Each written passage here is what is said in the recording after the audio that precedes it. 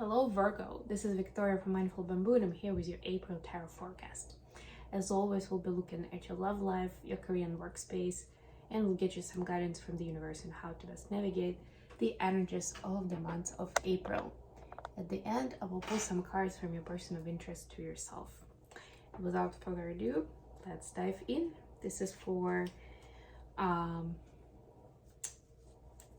Virgo, Sun, Moon, and Rising. So please, if you are checking this reading for your sun sign, check out readings for your other placements.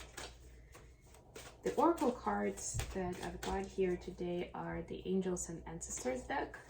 It's one of my favorite decks, so let's see what we got for Virgo.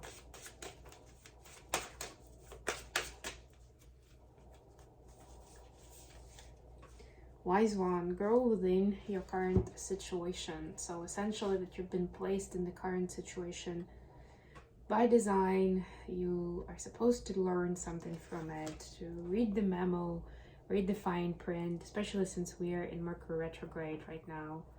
And we will be for another 10 days or so. Essentially, this is a great time to introspect in terms of communication patterns.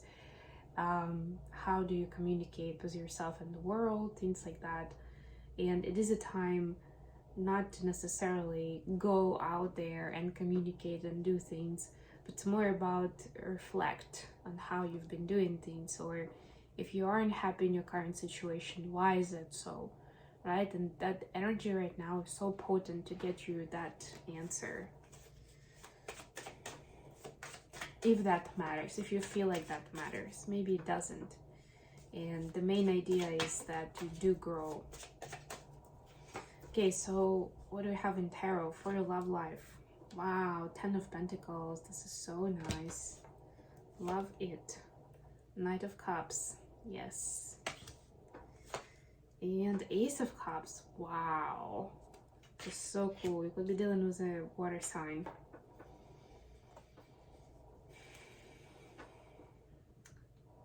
Pisces, Cancer, Scorpio.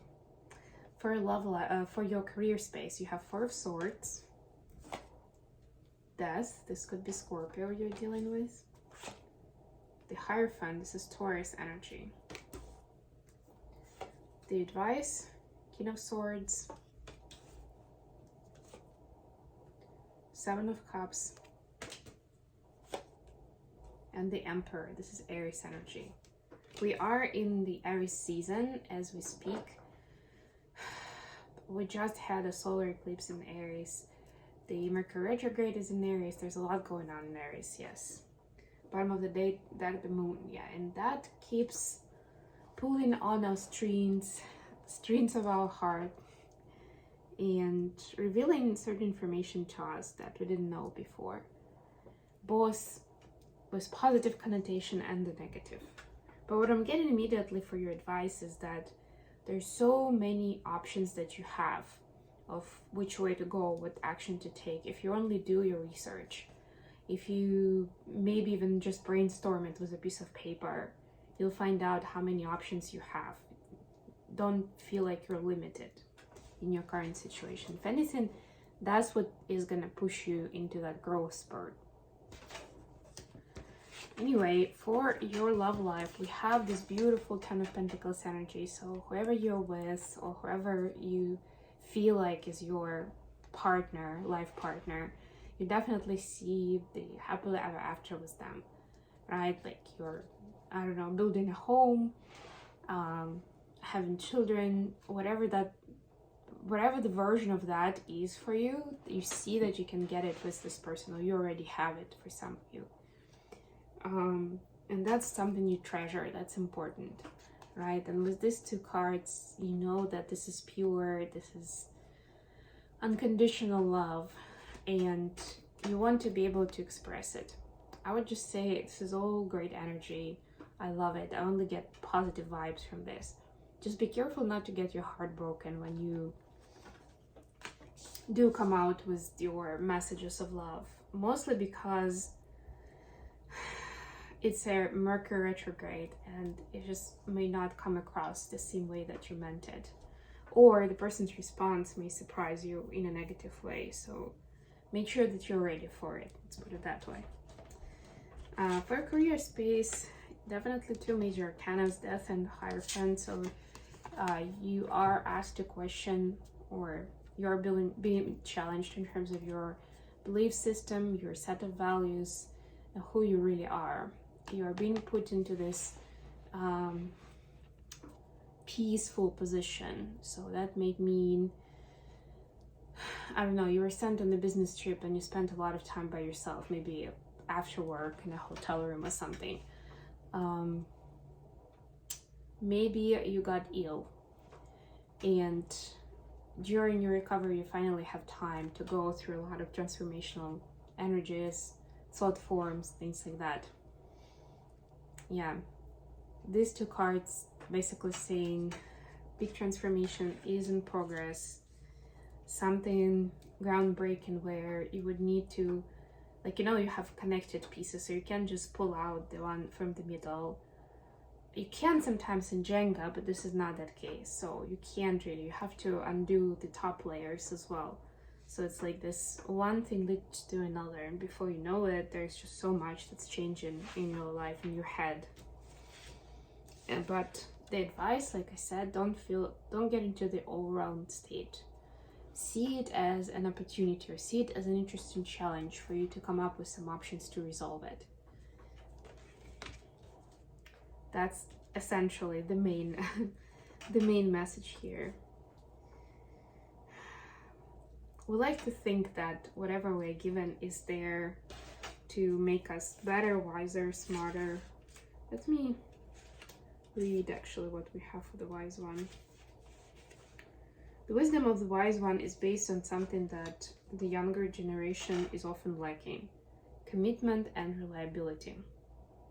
When this card appears, you're being guided to continue working on your growth and expansion within your situation. Be committed to your tasks and projects. It can be very easy to get bored or overwhelmed, but persevere. You're being reminded of how it feels to be let down and experience unreliability, and that is not who you were born to be. So keep working on what you're working on, because it's going to be extremely beneficial for you in the long run. And I feel like Virgos are generally very good at that, at like focusing on details, being very specific, very precise, and kind of paying attention to those details, going into the weeds, maybe sometimes even going too far with it, but it actually serves you in this situation. Okay, let's get some messages for Virgo from their person of interest. Messages for Virgo.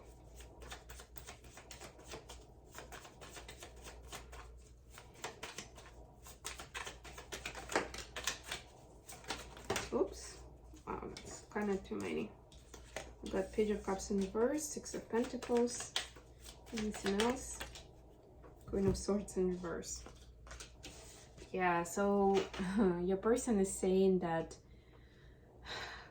they don't want to be talking, especially talking about their feelings. They want to show you how important you are, how important this partnership is. And it is to them just as it is to you. So they want to show you the equal give and take. They want to be reciprocating on all the love and the journey that you've given them.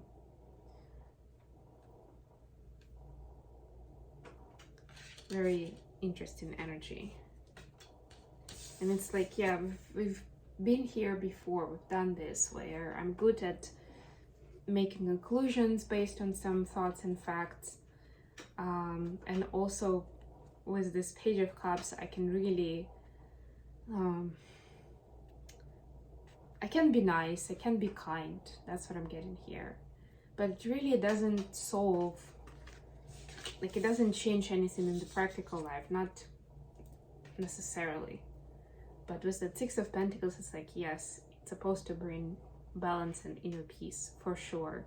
And that's exactly what your person is looking for. They want to bring more balance with you, but they understand that the ball is in their court right now. So we'll see where it ends up. I hope this was good for you guys. Hope this was useful. And I'll talk to you again very, very soon. Bye, everyone.